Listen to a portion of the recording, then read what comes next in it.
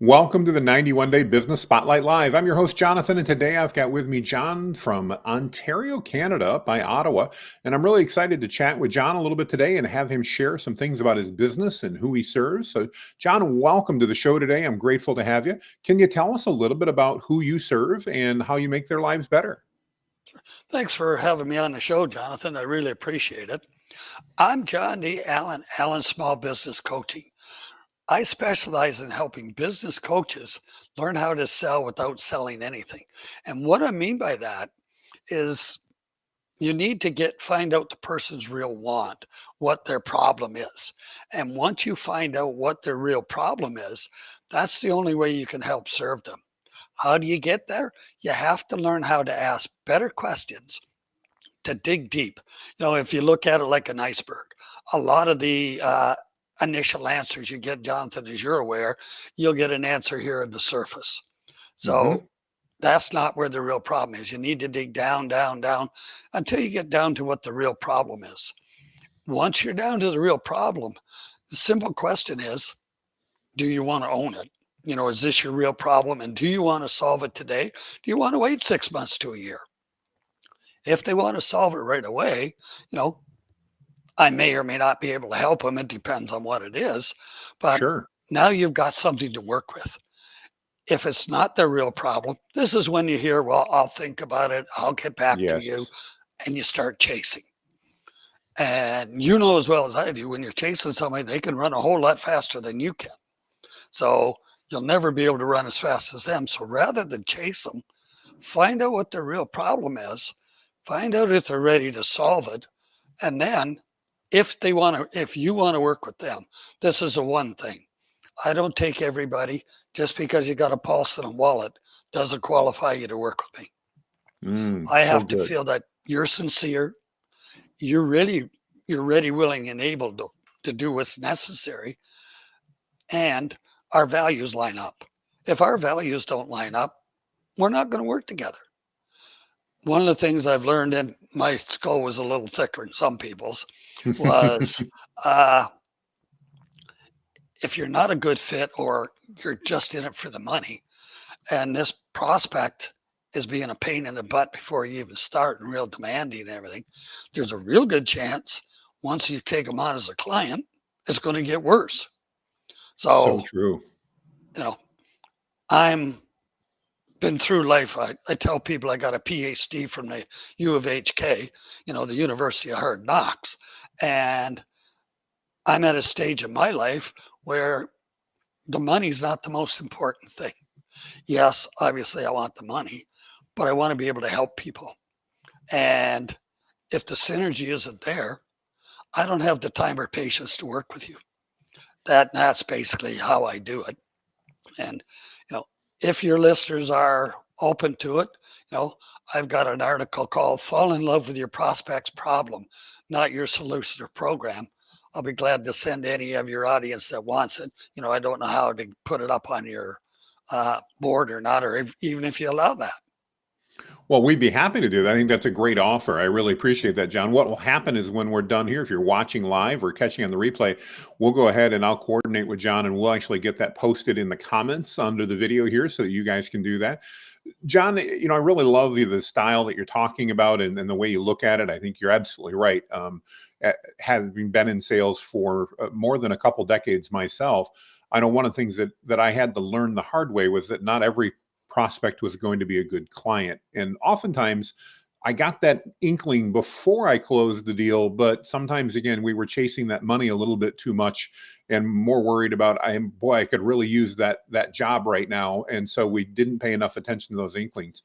Can you talk to us a little bit about, in that process, what are some of those telltale signs that oftentimes we get there that we should just maybe reevaluate and say, is this really going to be a good client for us, somebody that we can serve well? Sure. A few of the big signs are if they start getting demanding. What are you going to do for me? Or how are you going to do this? Or what all do I get? They're very demanding. It's normal for people to want to know what they're going to get. What they want to have is you want to feel comfortable with them. And if they're getting demanding and they're coming on to you like a ton of bricks, do you really want that to happen? Because it's going to be a lousy relationship right from the start. Mm-hmm. Don't even get involved in it.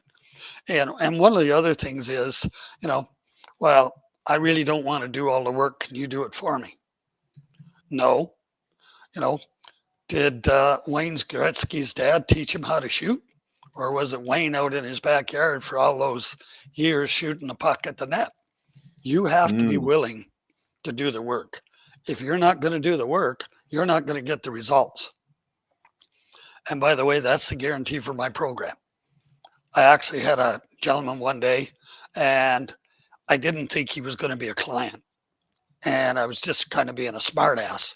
And he said, "What's your guarantee?" I said, "You don't do the work, you don't get the results." He said, "Is that it?" "Yep." "Where do I send the money?" I love it. I love it. Holy smokes. But really, how can you guarantee something when you have no control over what that other person's going to do? There's no way you could. You go ahead. Go ahead. No, I was just going to say there's no way you could guarantee it. It's not going to work. Well, I really appreciate your candidness on that, because you're right. It is so true. I'm in the marketing space myself, and clients always ask for, what are your guarantees? And it's like, if you don't answer the phone when the prospect calls, and then you tell me that, our leads weren't any good because you put the cheapest employee you had to be the one to answer that, who doesn't care whether or not you actually close the deal. All they really care about is when their next break is coming. Then it doesn't matter how good a work we do, those leads aren't going to be any good. And I think what you're saying really fits right into that. It reminds me of one of my favorite concepts, John, about speed to implementation. One of the things my coaches taught me is that, we all get lots of great ideas, and oftentimes we get great inspiration. The difference between success and failure often lies in those that implement and those that just think about implementing. I'd love your thoughts on that as a concept. I think we'd probably be in a line there, but I'd love to get your thoughts. Talk to me about that speed to implementation concept, and the reality that a lot of entrepreneurs in particular get a lot of great ideas, but maybe don't implement them. And how do you help them implement those great ideas? That's a great question, Jonathan. And one of the biggest things is, I know I've been guilty of it, and so is everybody else. We start a lot of projects, but we never finish them. The first little hiccup comes along, and oh God, this is too hard for me to do, so I won't do it. The thing that I look at is, what's this person's why? Why do they want to achieve that goal? And one of the things that I talk to the prospects and clients about is their LOR, or the loss of revenue, or their cost of inaction. If you really want this goal and you don't do it, what's it going to cost you? Oh, I like that. Virtually everybody and their dog talks about the ROI, right? This is a great, grand, and wonderful reward you're going to get. What's it going to cost you if you don't do it? You got these business owners that are struggling. They need help. What's going to happen if you don't do what you're being asked or told to do? Your business starts going down. Okay. How's that going to affect your business? How's that going to make you feel? More importantly, how's that going to make your family feel? With the good economy we've got coming up, that's going to mean some businesses are closing. Are these people going to lose their homes, their cars? Are they going to be able to take their kids on that vacation they promised, or the wife on that vacation, or husband, whichever? Are they going to be able to do that? A lot of cases, the answer is no. A lot of these people are looking for the pie in the sky. Everybody can promise, I'm going to make you $1 gazillion in the next 30 days. We all know that's a load of crap. Yes, it is. You've got to do the work. And if you're not willing to do the work, you're not going to get the results. An example for you, I was talking to a couple gentlemen 2-3 weeks ago. One of them is a doctor. He's a retired doctor now. And I'm sure, Jonathan, you've seen it. These lead generation people call up and say, I could get you a gazillion leads. And this one particular said they could 10 times your business. So I said to this doctor, next time these guys call, tell them, no problem. I'd love to work you. My practice is generating $10 million a year, and you're going to bring me $100 million in the next 90 days. Sweet. Show me how. Exactly.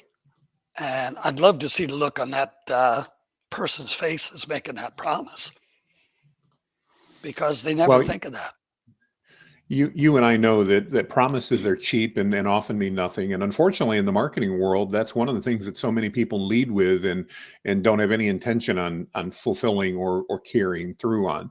So I love your perspective, though, John, and how you help people understand that. It sounds like you've got just some truly valuable information and experience to share. If what you said has resonated with somebody, what's the best way for them to reach out and connect with you, John, and learn how they can work with you?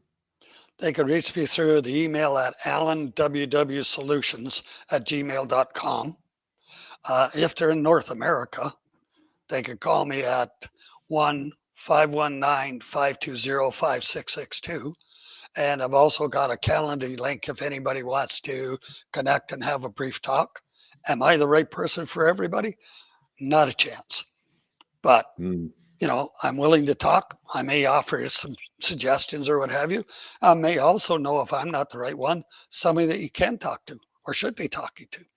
And, as you mentioned, Jonathan, I'll be happy to supply all that contact information that you can put up at the end here.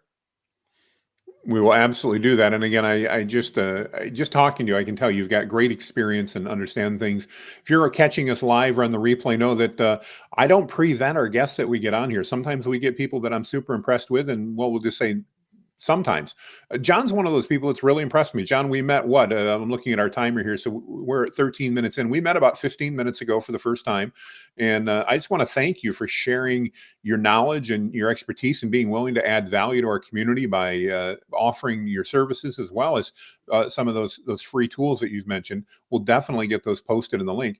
Any parting comments for our audience? What would you like to say to them, whether they're watching us live or on the replay, John? Be yourself, be authentic, be interested, not interesting, and ask the person questions. You don't know what they know or who they know. So don't be afraid to ask questions. And when somebody says hello, don't just throw up all over them about how great, grand, and wonderful your program is. Take and find out what their real wants and needs are, because you might think you got the greatest program since sliced bread, but it may not be what that person even wants or needs. And, we all know nobody wants to be sold. We all like to buy, but nobody wants to be sold. Give that person the opportunity to listen to you, to make their own informed decision whether they want to do business with you. Don't try to twist their arm or any of that old crap that's 70, 80, 90s sales stuff from the last century. It doesn't work. It didn't work then, and it doesn't work now. Thanks, Jonathan.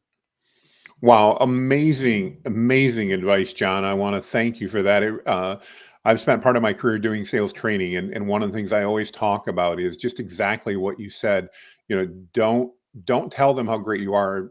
Ask them questions and let them discover it, because when they discover that, then all of a sudden they want to buy. But we've all met people that couldn't stop telling us how amazing they were.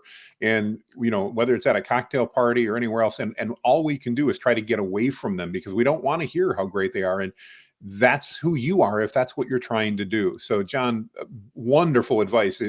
Guys, this is 100% free from John. And I can tell you, if this is free, I can only imagine how good his paid stuff is. So, John, thank you so very much. I appreciate you. Appreciate you connecting with me. And I appreciate everybody who's watching live here.